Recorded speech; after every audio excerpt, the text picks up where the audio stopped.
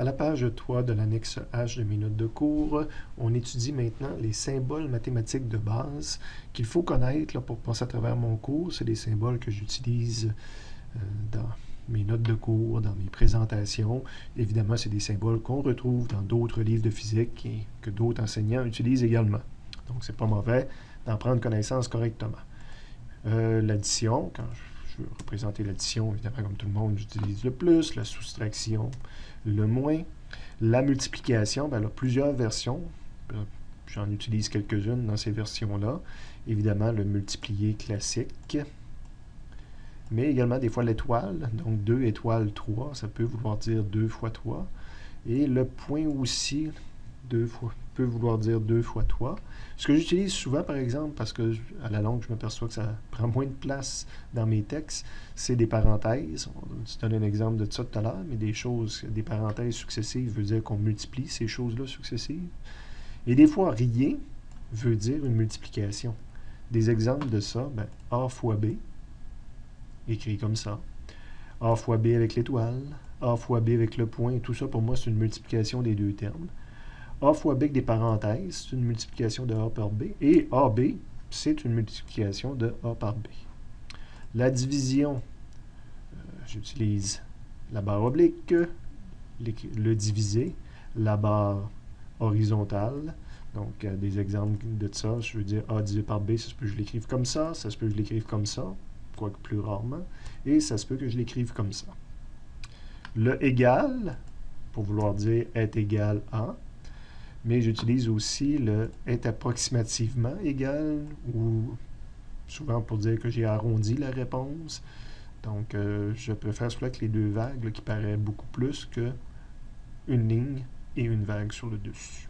Mais les deux existent. N'est pas égal, évidemment, c'est le égal avec une barre dedans.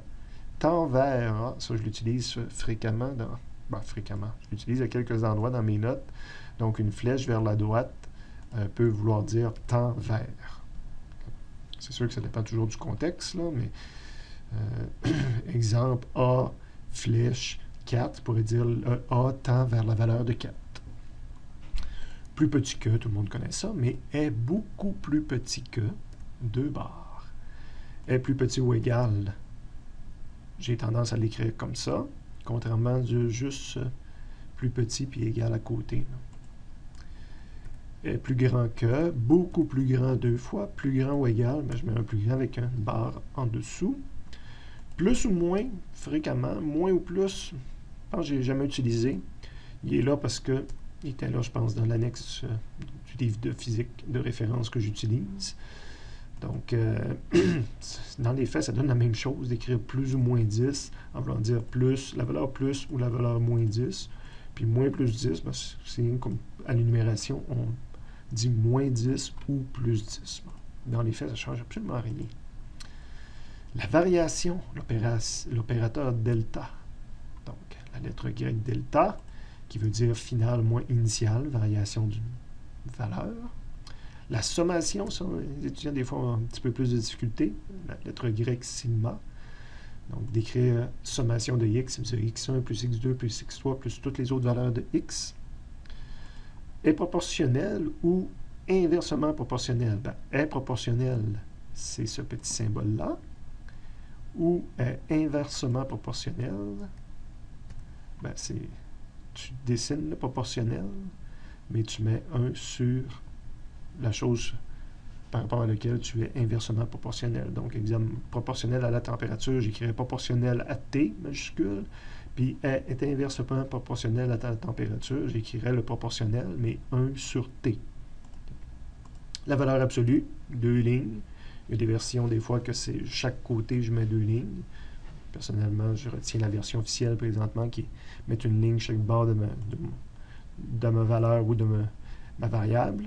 Donc, valeur absolue de plus 7 donne 7, puis la valeur absolue de moins 7 donne plus 7 également. La racine carrée, on connaît ça, donc racine carrée de 100, il y a 2 valeurs possibles, plus ou moins 10. Racine carrée de moins 100, c'est impossible, ça ne se calcule pas. Et le symbole pour l'infini, donc 1 sur l'infini, exemple, donne 0, puis 1 divisé par 0 donne l'infini. Ce sont tous des symboles qu'il faut savoir reconnaître et connaître leur signification parce que vous allez les rencontrer dans mes notes de cours.